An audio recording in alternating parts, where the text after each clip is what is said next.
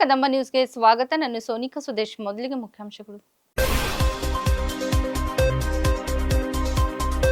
ಹುಲಿ ದಾಳಿಗೆ ರೈತ ಸಾವು, ಅಂತಿಮ ನಮನ ಸಲ್ಲಿಸಿದ ಅರಣ್ಯ ಸಚಿವ ಈಶ್ವರ್ ಖಂಡ್ರೆ. ಹೈಕೋರ್ಟ್ ಸ್ಥಳಾಂತರ ಬೇಡಿಕೆ ಬಗ್ಗೆ ಪರಿಶೀಲನೆ, ಕಬ್ಬನ್ ಪಾರ್ಕ್ ಅಭಿವೃದ್ಧಿಗೆ 5 ಕೋಟಿ ಅನುದಾನ ಡಿಕೆ ಶಿವಕುಮಾರ್. ರೈತ ಆತ್ಮಹತ್ಯೆ ವೈಯಕ್ತಿಕ ಧನ ಸಹಾಯ ಮಾಡಿದ ಶಾಸಕ ಡಾ ಶೈಲೇಂದರ್ ಬೆಲ್ದಾಳೆ. ಗ್ಲೋಬಲ್ ಸೈನಿಕ ಅಕಾಡೆಮಿಯಲ್ಲಿ ಸಿಂಧೂರ್ ರಕ್ಷಕ ರನ್ ಮ್ಯಾರಥಾನ್. ಸುದ್ದಿಯ ವಿವರಗಳು. ಮೈಸೂರು ಜಿಲ್ಲೆಯ ಸರಗೂರು ತಾಲೂಕಿನ ಮುಳ್ಳೂರು ಬಳಿ ಬೆಣ್ಣೆಗೆರೆ ಗ್ರಾಮ ಅರಣ್ಯದ ಅಂಚಿನಲ್ಲಿ ಹುಲಿ ದಾಳಿಗೆ ಬಲಿಯಾದ ರೈತ ರಾಜಶೇಖರ್ ಅವರ ಪಾರ್ಥಿವ ಶರೀರಕ್ಕೆ ಇಂದು ಮೈಸೂರಿನ ಕೆಆರ್ ಆಸ್ಪತ್ರೆಯ ಶವಗಾರದಲ್ಲಿ ಅರಣ್ಯ ಪರಿಸರ ಮತ್ತು ಜೀವಿಶಾಸ್ತ್ರ ಸಚಿವ ಈಶ್ವರ್ ಖಂಡ್ರೆ ಅವರು ಅಂತಿಮ ನಮನ ಸಲ್ಲಿಸಿದರು. ಈ ದುರ್ಘಟನೆಯಿಂದ ಮೃತಪಟ್ಟ ರಾಜಶೇಖರ್ ಅವರ ಆತ್ಮಕ್ಕೆ ಶಾಂತಿ ಸಿಗಲಿ, ಅವರ ಕುಟುಂಬದವರು ಈ ದುಃಖವನ್ನು ಸಹಿಸುವ ಶಕ್ತಿ ಪಡೆಯಲಿ ಎಂದು ಪ್ರಾರ್ಥಿಸುತ್ತೇನೆ ಎಂದರು. ಹುಲಿ ದಾಳಿ ಪ್ರಕರಣಗಳು ಹೆಚ್ಚುತ್ತಿರುವುದು ಆತಂಕಕಾರಿ ವಿಷಯವಾಗಿದೆ. ಕಾಡಿನ ಅಂಚಿನ ಗ್ರಾಮಗಳ ನಿವಾಸಿಗಳು ದನ ಮೇಯಿಸಲು ಅಥವಾ ತೋಟದ ಕೆಲಸಕ್ಕಾಗಿ ಕಾಡಿನ ಸುತ್ತಮುತ್ತ ತೆರಳುವವರು ಹೆಚ್ಚು ಎಚ್ಚರಿಕೆಯಿಂದ ಇರಬೇಕೆಂದು ವಿನಂತಿಸಿದರು. ಈ ಸಂದರ್ಭದಲ್ಲಿ ಶಾಸಕ ಅನಿಲ್ ಚಿಕ್ಕಮಾದು ಹಾಗೂ ಕಾಂಗ್ರೆಸ್ ಮುಖಂಡ ವಿಜಯ್ ಕುಮಾರ್ ಉಪಸ್ಥಿತರಿದ್ದರು.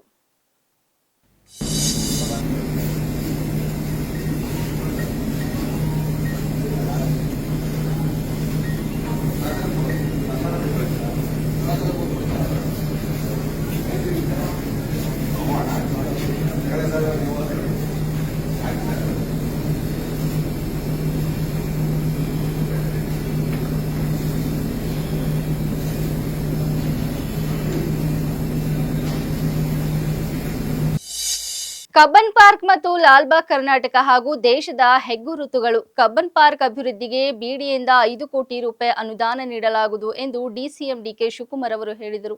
ಕಬ್ಬನ್ ಪಾರ್ಕ್ನಲ್ಲಿ ಬೆಂಗಳೂರು ನಡಿಗೆ ಕಾರ್ಯಕ್ರಮದ ಅಂಗವಾಗಿ ನಡೆದ ನಾಗರಿಕರ ಜೊತೆ ಸಂವಾದ ಕಾರ್ಯಕ್ರಮದಲ್ಲಿ ಡಿಸಿಎಂ ಡಿಕೆ ಶಿವಕುಮಾರ್ ಅವರು ಅಹವಾಲು ಸ್ವೀಕರಿಸಿ ಮಾತನಾಡಿದರು. ಕಬ್ಬನ್ ಉದ್ಯಾನವನದ ಉನ್ನತೀಕರಣಕ್ಕೆ ಹಣ ಬಿಡುಗಡೆ ಮಾಡುವಂತೆ ನಾಗರಿಕರು ಮನವಿ ಮಾಡಿದ್ದಾರೆ. ಅವರ ಮನವಿಯಂತೆ ಮಿಕ್ಕ ಅನುದಾನವನ್ನು ತೋಟಗಾರಿಕೆ ಇಲಾಖೆಯಿಂದ ನೀಡುವಂತೆ ವ್ಯವಸ್ಥೆ ಮಾಡಲಾಗುವುದು. ಈ ಉದ್ಯಾನದ ಆವರಣದಲ್ಲಿ ಯಾವುದೇ ರೀತಿಯ ನಿರ್ಮಾಣ ಕೆಲಸಗಳಿಗೆ ಸರ್ಕಾರ ಆಸ್ಪದ ನೀಡುವುದಿಲ್ಲ. ಇವುಗಳ ರಕ್ಷಣೆಗೆ ಏನು ಕೆಲಸ ಮಾಡಬೇಕು ಅದನ್ನು ಮಾಡುತ್ತೇವೆ ಎಂದರು. ಉದ್ಯಾನದಲ್ಲಿ ಸರ್ಕಾರದ ವತಿಯಿಂದಲೇ ಒಂದಷ್ಟು ಸಾಂಸ್ಕೃತಿಕ ಕಾರ್ಯಕ್ರಮಗಳನ್ನು ನಡೆಸುವ ಬಗ್ಗೆ ಆಲೋಚನೆ ಮಾಡಲಾಗುವುದು. ನಾನು ನೋಡಿದಂತೆ ಕಬ್ಬನ್ ಪಾರ್ಕ್ ಅನ್ನು ಅತ್ಯುತ್ತಮವಾಗಿ ನಿರ್ವಹಣೆ ಮಾಡಲಾಗಿದೆ. ಅರಣ್ಯ ಇಲಾಖೆಯ ಜೊತೆ ಚರ್ಚೆ ಮಾಡಿ ನಗರದಾದ್ಯಂತ ಇರುವ ಅರಣ್ಯ ಇಲಾಖೆ ಜಾಗಗಳಲ್ಲಿ ಕಬ್ಬನ್ ಪಾರ್ಕ್ ಹಾಗೂ ಲಾಲ್ಬಾಗ್ ಮಾದರಿಯಲ್ಲಿ ಉದ್ಯಾನಗಳ ಅಭಿವೃದ್ಧಿ ಮಾಡಿ ಟ್ರೀ ಪಾರ್ಕ್ ಸ್ಥಾಪಿಸುವ ನಿರ್ಧಾರ ಮಾಡಲಾಗಿದೆ. ಇಲ್ಲಿ ಯಾವುದೇ ಮರಗಳನ್ನು ಕಡಿಯುವುದಿಲ್ಲ. ಇದರಿಂದ ಕಾಡಿನ ಸಂರಕ್ಷಣೆಯೂ ಆದಂತೆ ಆಗುತ್ತದೆ. ಲಾಲ್ಬಾಗ್ ಅಭಿವೃದ್ಧಿಗೆ ಈಗಾಗಲೇ 10 ಕೋಟಿ ರೂಪಾಯಿ ಘೋಷಣೆ ಮಾಡಿದ್ದೇನೆ ಎಂದರು.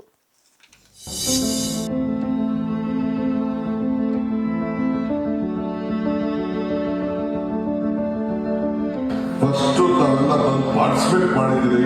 ಗ್ರೀವೆನ್ಸಸ್ ಹೇಳೋದಕ್ಕೆ ಯಾರು ಗ್ರೀವೆನ್ಸಸ್ ಹೇಳಿದಿರಿ, ಯಾರು ಪಾರ್ಟಿಸಿಪೇಟ್ ಮಾಡಿದಿರಿ on behalf of government of Karnataka and ಎಲ್ಲ ಬೆಂಗಳೂರಿನ ನಾಗರಿಕರ ಪರವಾಗಿ ನಿಮ್ಮೆಲ್ಲರೂ ಕೂಡ ನಾನು ಒಂದು ಅಭಿನಂದಿಸಲು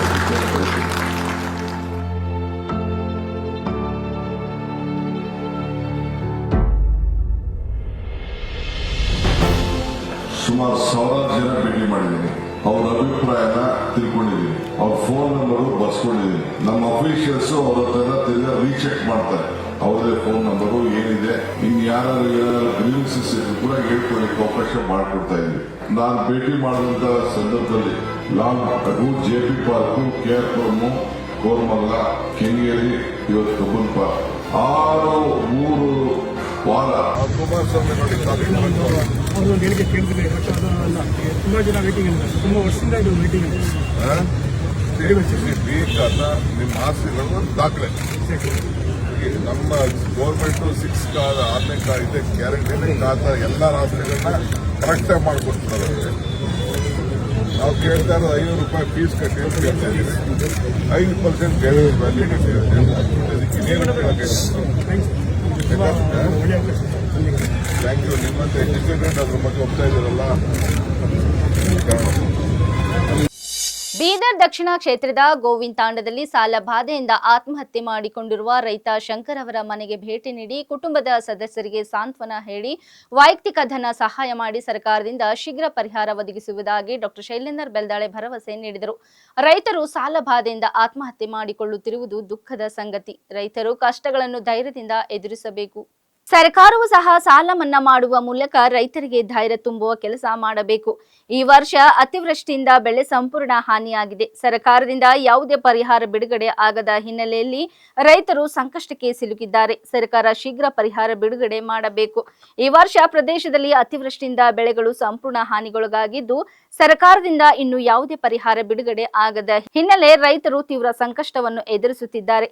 ಈಗಾಗಲೇ ಸರ್ಕಾರಕ್ಕೆ ಮನವಿ ಮಾಡಿದ್ದು, ಬೆಳೆ ಹಾನಿಗೆ ಶೀಘ್ರ ಪರಿಹಾರ ಬಿಡುಗಡೆ ಮಾಡಿ ರೈತರ ಬದುಕು ಉಳಿಸಲು ಕ್ರಮ ಕೈಗೊಳ್ಳಬೇಕು ಎಂದು ಹೇಳಿದರು.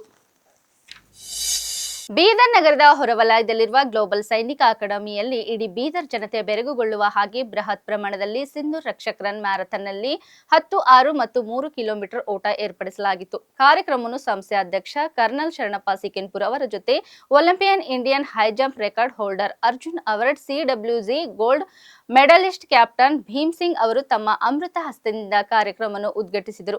ಇದು ಒಂದು ಅದ್ಭುತ ವಿಸ್ಮಯ ಸ್ಮರಣೆಯ ಕಾರ್ಯಕ್ರಮವಾಗಿತ್ತು. ಇದು ದೇಶಕ್ಕಾಗಿ ಓಟ, ನಮ್ಮ ಯೋಧರಿಗಾಗಿ ಓಟ. ಸುಮಾರು 6,000 ಹೆಚ್ಚು ಜನ ಓಟದಲ್ಲಿ ಹೆಸರನ್ನು ನೋಂದಣಿ ಮಾಡಿಕೊಂಡು ಹುಮ್ಮಸ್ಸಿನಿಂದ ಓಡುತ್ತಿರುವ ದೃಶ್ಯ ಜನರಲ್ಲಿರುವ ದೇಶಭಕ್ತಿಗೆ ಸಾಕ್ಷಿಯಾಗಿತ್ತು. ಮೈ ರೋಮಾಂಚನಗೊಳ್ಳುವ ದೃಶ್ಯ ಗ್ಲೋಬಲ್ ಸೈನಿಕ ಅಕಾಡೆಮಿಯ ಆವರಣದಲ್ಲಿ ಕಾಣಬಹುದಾಗಿತ್ತು.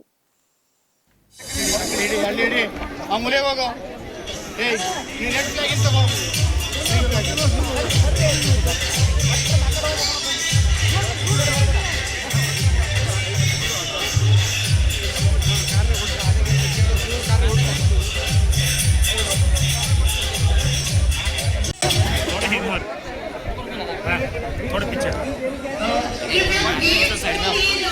हमारे रनर्स रेडी हैं. School gate line. Bhim Singh has brought immense pride to our nation through his extraordinary achievements in the field of sports. A champion high jumper, he represents India at 1968 Summer Olympics and earned laurels for the country at the Asian Games in 1966. Where he won medals and made his mark as one of India's finest athletes. His excellence was not momentary, it was historic.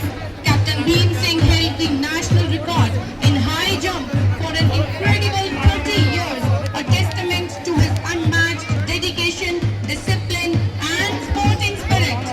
His journey continues to inspire generations to aim higher, leap farther and never give up on their dreams. And now, with immense pride and gratitude, we invite Captain Bhim Singh Arjun Awardee and record-holding athlete to flag off the Sindoor Rakshak Run 2025. Let's give him a resounding round of applause for a life that defines true sportsmanship and national pride. So here we go.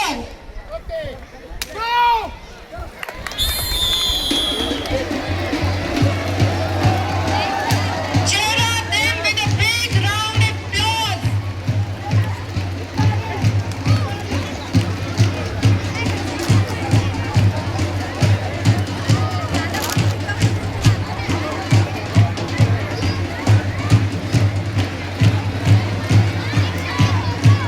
Run safely, run strong.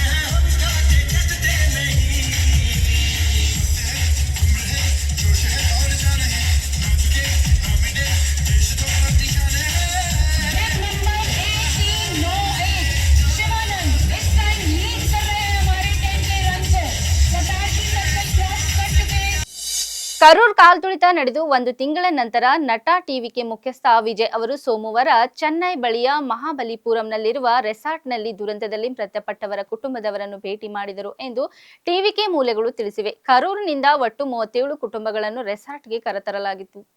ಅವರಿಗಾಗಿ ಪಕ್ಷ ಸುಮಾರು 50 ಕೋಟಿಗಳನ್ನು ಕಾಯ್ದಿರಿಸಿತು ಎಂದು TVK ಮೂಲಗಳು ತಿಳಿಸಿವೆ.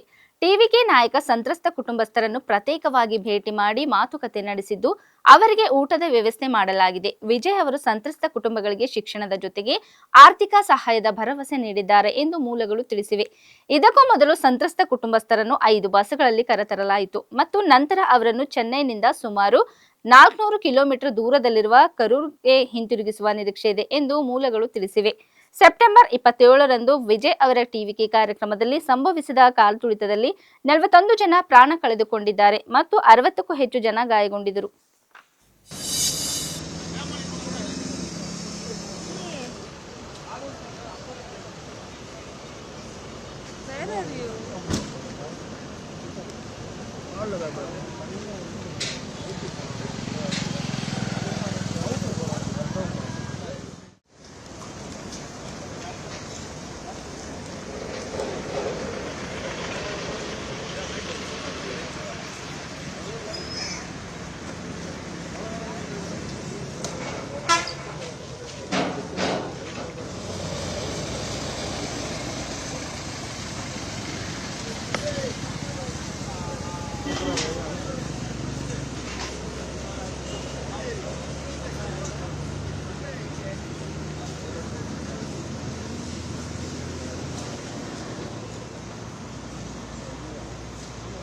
Family ಇಲ್ಲ, ಕಚ್ಚಿ family ಇಲ್ಲ.